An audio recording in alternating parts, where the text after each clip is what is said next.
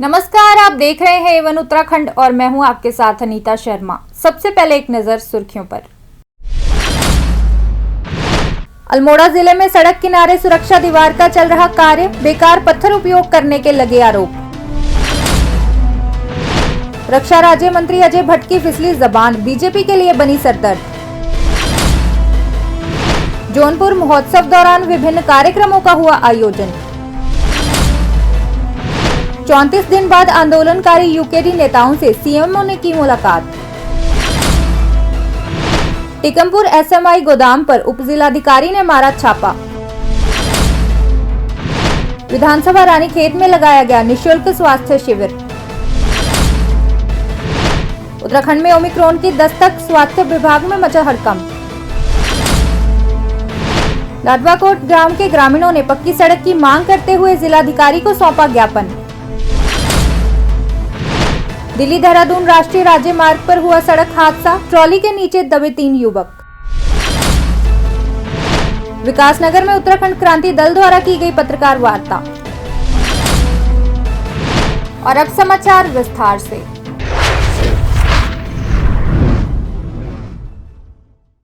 राष्ट्रीय राज्य मार्ग के काकड़ी घाट से कबारप तक सड़क का निर्माण कार्य चल रहा है। इसी के साथ ही सड़क के किनारे सुरक्षा दीवार का कार्य भी किया जा रहा है, लेकिन इस मौके दीवार पर बेकार पत्थर लगाने के आरोप लगाए गए हैं और इस मामले को लेकर इलाका निवासियों के द्वारा उप जिलाधिकारियों को ज्ञापन भी सौंपा गया है।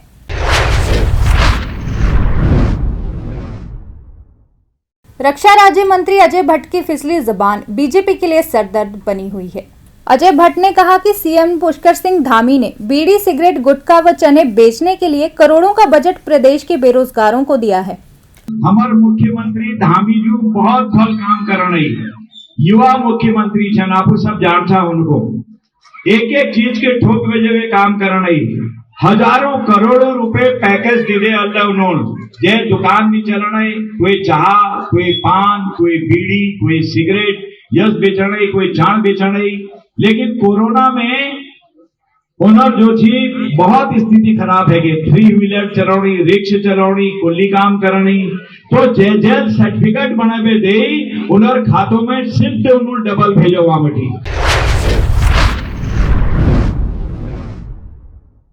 जौनपुर ब्लॉक में जौनपुर महोत्सव का शुभारंभ हो गया है, जिसकी शुरुआत मैराथन दौड़ के साथ हुई है। इस मौके और कई कार्यक्रमों का भी आयोजन किया गया है, जिस दौरान विधायक प्रीतम सिंह पंवार बतौर मुख्य अतिथि पहुंचे हैं।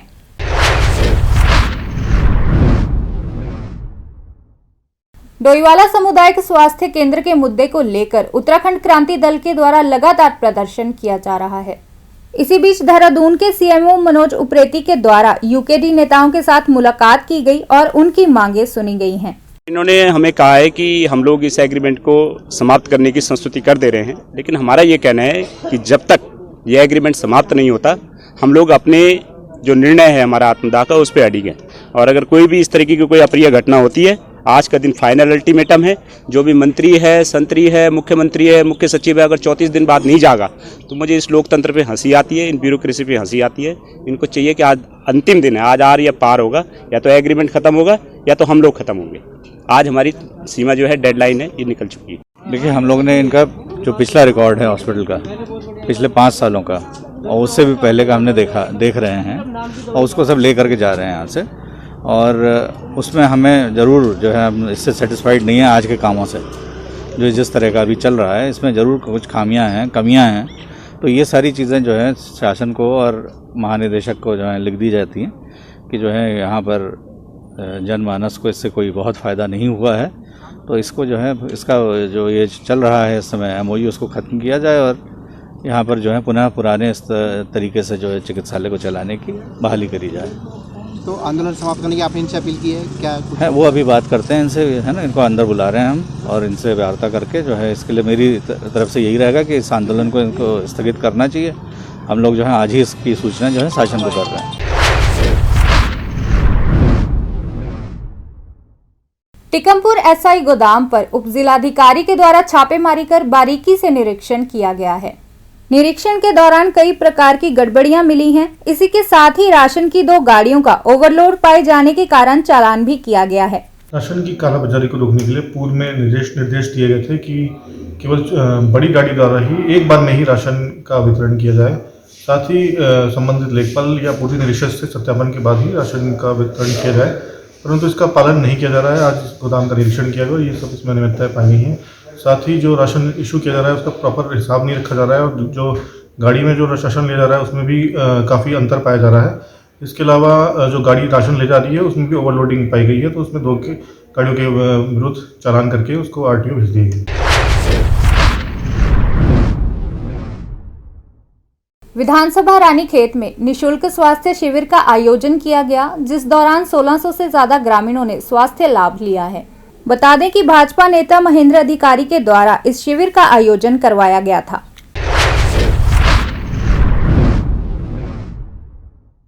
उत्तराखंड में ओमिक्रॉन की दस्तक से स्वास्थ्य विभाग में हड़कंप मचा हुआ है। बता दें कि विदेश से उत्तराखंड पहुंची युवती में ओमिक्रॉन की पुष्टि हुई है। हालांकि स्वास्थ्य विभाग के द्वारा व्यवस्थाओं को लेकर कई तरह के दावे किए जा रहे हैं। कोरोना का एक पेशेंट हमारे यहाँ मिला था, लेकिन उसके जीनोम सीक्वेंसिंग के लिए गया है। ओमिक्रॉन का है ऐसा कोई जानकारी नहीं है, लेकिन उसको देखते हुए हमारे क्षेत्र में टेस्टिंग की भी बढ़ाई जा रही है। सभी जो टीकाकरण बचे हुए हैं उनमें तेज़ी लाई गई है और साथ ही साथ सभी रेस्टोरेंट्स, ढाबे, होटलों, ऐसी सार्वजनिक जगह हैं जहाँ भीड़ भाड़ होती है वहाँ टेस्टिंग करने को, सैंपलिंग करने को कहा गया है। सर, मास्क का भी लोगों में अवेयरनेस अब उतनी नहीं रही है, इसके लिए किस तरीके से? जी देखिए, बिल्कुल सही कहना है। लोग थोड़ा सा, हम ये कह सकते हैं, उनके प्रति थोड़ा सा लापरवाह कहें या उस तरफ ध्यान नहीं दिया जा रहा है। उसके लिए भी अवेयरनेस की जा रही है कि लोग अब पुनः कोरोना के जो कोविड प्रोटोकॉल्स हैं उसका पालन करें। सर, बॉर्डर की अगर बात करें तो नारसन बॉर्डर है, हमारा झगड़ा क्षेत्र के बॉर्डर पड़ता है, सर वहाँ पे क्या व्यवस्था है? सर, बॉर्डर नारसन बॉर्डर पे भी चेकिंग की जा रही है टीम के द्वारा। मेडिकल टीम हमारी लगी हुई है वहाँ पे और पुलिस के सहयोग से वहाँ भी चेकिंग की जा रही है और सैंपलिंग भी की जा रही है। सर, जिन लोगों को दोनों डोज नहीं लगी है उनको राज्य में आने दिया जा रहा है? देखिए, जिन लोगों को दोनों डोज नहीं लगी है उनको दूसरी डोज भी लगाई जा रही है और अभी जिनकी ड्यू है और जो लोग नहीं लग पाई है किसी कारणवश, घर घर जाके भी टीम उनको लगा रही है, उसमें भी तेज़ी लगी गई है। और सभी से अनुरोध और अपील भी है कि जिनका भी दूसरा डोज बचा हुआ है वो तत्काल लगवा लें ताकि उनकी इस महामारी से सुरक्षा हो सके। सर, अभी हमारे साथी हैं सर, उन्होंने नारसन बॉर्डर पर व्यवस्था देखी है सर, लेकिन वहाँ पे सर कोई टीम भी नहीं है सर, नहीं उसके कोई चेकिंग व्यवस्था हो रही है सर वहाँ पे।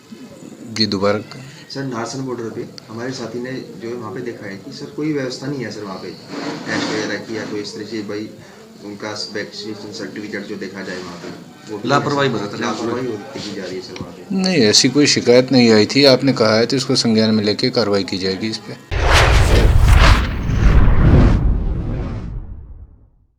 लाडवाकोट ग्राम के ग्रामीणों के द्वारा पक्की सड़क की मांग की गई है और इस मौके उप जिलाधिकारी को ज्ञापन भी सौंपा गया है।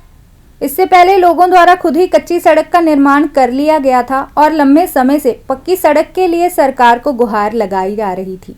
हम सब लोग यहाँ पर यही उम्मीद लेके आए कि हमारी जो मांग है ये सड़क की जरूर पूरी होगी। कल हमने एक दिन का सांकेतिक धरना दिया था और इसी रोड की मांग को लेकर हमारी मेन समस्या सर यही है रोड की, और सरकार चाहे किसी की भी हो, हमारी रोड बन जाए बस, हमें और कुछ नहीं। सर, ये रोड लगभग 16 किलोमीटर लंबी है और 1 किलोमीटर मतलब 5 किलोमीटर स्वीकृत हुई थी, 4 किलोमीटर बन चुकी है और 1 किलोमीटर अभी भी बनने को है। उसमें पता नहीं क्यों काम नहीं शुरू हुआ उसमें। हाँ जी सर, बरसात के मौसम में वहाँ पर ऊपर से मलबा, पत्थर आदि बहुत सारा गिरता रहता है, तो इससे जान का खतरा रहता है लोगों को।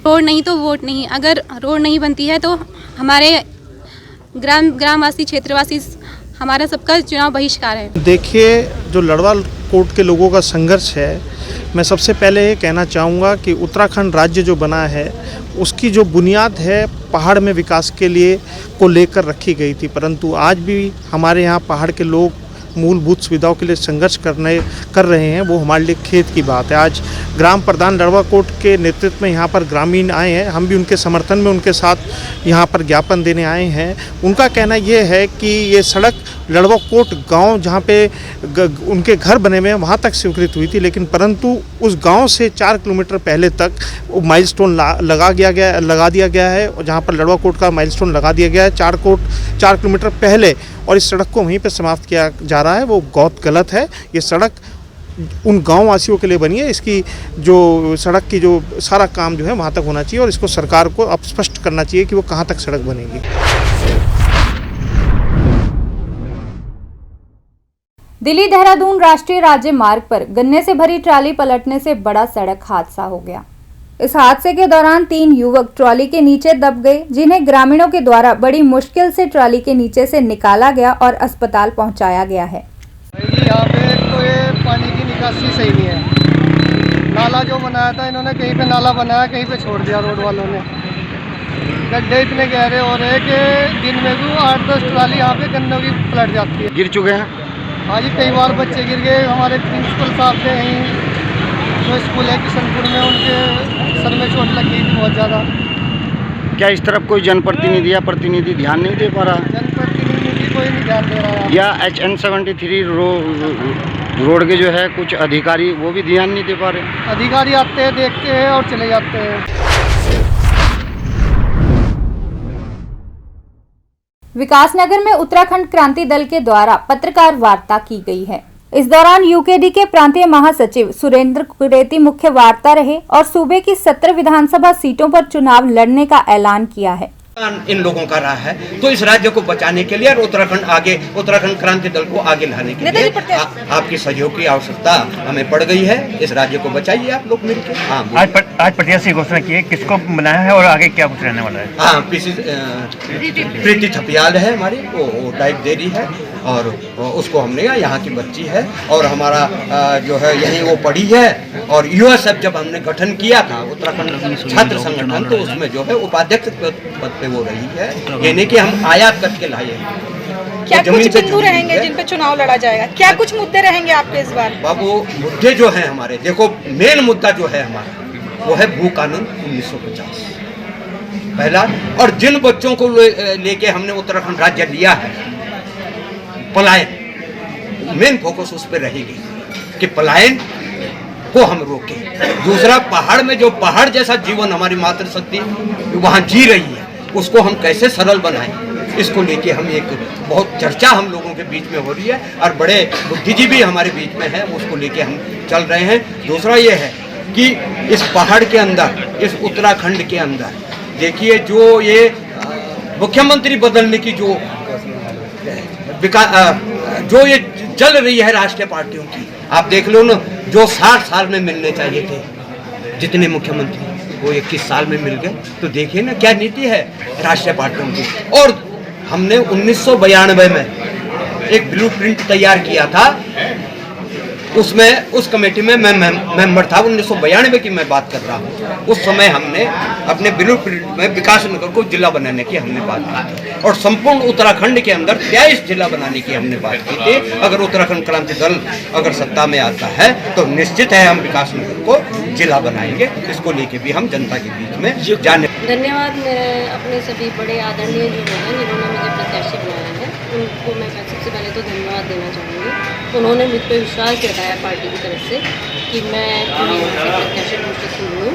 और मुद्दे वही हैं 1950 से मूल निवास, महिलाओं को रोजगार, युवाओं को रोजगार, नशा मुक्त प्रदेश, नशा मुक्त मेरी विधानसभा में हर एक लड़के को काम मिलना चाहिए, हर युवा को रोजगार मिलना चाहिए। सबसे महत्वपूर्ण मुद्दे हमारे यही हैं और अपने मुद्दों पर हम कायम हैं। क्या कुछ प्राथमिकता रहने वाली है विकासनगर विधानसभा के? देखिए, विधानसभा में वही है कि अपनी विधानसभा को हम बिल्कुल अच्छा बनाएंगे। और इसमें जो आजकल चल रहा है, ये सब अभी कोई बोल रहा था खनन बनन का जो चल रहा है, इन सबको भी सुधारने की कोशिश करेंगे, शासन प्रशासन को, सब चीज़ को।